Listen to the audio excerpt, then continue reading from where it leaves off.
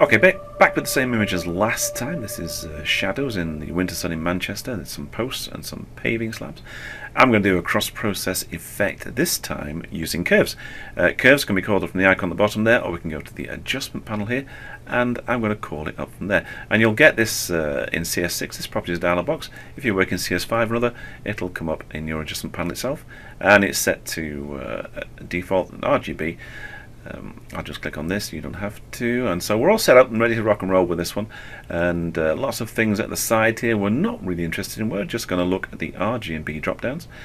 Let's look at red first. In red, see, it comes up and it's actually tinted red for you, which is a useful reminder. Green and blue, yes, red. Let's go back to red.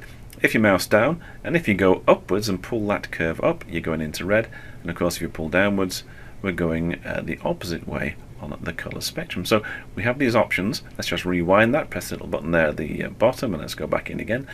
If we work at the bottom here, you've got sliders just like we had before in levels. If we just mouse down on those, easy enough to do, not as flexible as the work we can actually do in curves, because we'll mouse down and we can pull up, and as you see we're pulling them there, we're pulling in the shadows, we're actually changing the colour in the shadow areas. And we can mouse down on the curve itself and pull that down. We've still got some of that reddy colour in the shadows. The midtones we're changing to the green colour. And the further up we go, of course, it's affecting the highlights. So you can add as many points on a curve. Just mouse down and play with the points. You can go as crazy as you want with curves, of course. Drag things around, really go wild. Sometimes maybe that's what you want to do.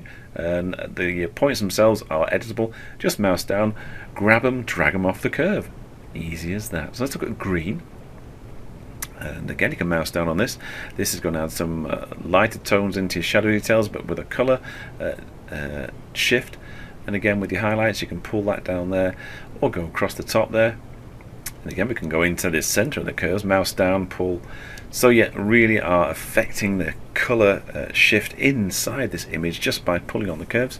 And the last one of course is blue. If we go upwards, that's going to be blue. If we pull downwards, that's going to be yellowish. And you can be as wild and as crazy with your movements as you want to be. Again, work in the shadow areas again. That's going to affect your colour bands over there in the shadow details. We're blowing a bit of highlight out there. We can save this. Of course, you can save this as a preset. I'm going to call this one cross process. So let's call it crow process instead. My famous typing technique. So anyway, I'll remember that one. So crow process, it's in there. I can look at it now. Let's rewind with the rewind button here, the reset to a default button, and I can go into my drop down menu now, and hidden off the screen right at the bottom is, let's look at it, right down here off the screen unfortunately, but it's there. It's crow process 1.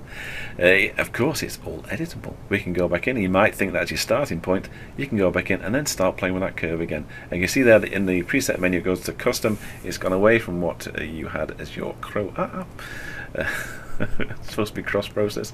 Let's reduce that and go back into our layer. Of course, your opacity sliders, fine tune it. Just fine tune it with the opacity. We're in normal blend mode in this. We have the mask available. We can do things in the mask. Don't forget, if you could look at the previous tutorials, we've looked at different selection tools. I'm going to reduce the size of this selection brush and just paint inside there. Quick selection tool, and that's made a selection. What can I do with that? Well, I can choose black as my foreground colour. I can go and choose a paintbrush rather than a selection tool, and you can just go in there and choose that. I think I need to change the batteries in my mouse and paint inside. That selection will restrict the painting if you want to reduce on a certain area the cross-process effect. So we can actually go in there. You can see there, selection selected. If I've painted, the selection has restricted my painting on the mask. And we can always change the density of the mask. You see there, if we just click on the mask icon, that'll bring up our properties dialog box. Let's go back in and get the icon called up again. And now we can see, if we just reduce that you can have editable shadow detail in cross processing. Oh, it just gets crazier. Okay, so that you can just slide your slides around. That is if you want to fine tune the cross processing effect in your shadow. Let's go a bit closer. Control plus plus, Command plus plus. You can see there the color shift in our shadows is changing. Very simple to do. Just do what I've done on the screen. let's just go back in again and have a look again. This is where we started off from, this is where we're up to. We've saved it as a preset, we've played the opacity. This time we've actually looked at a quick selection using the quick selection tool and painted it with black to reduce the effect of that cross-processing.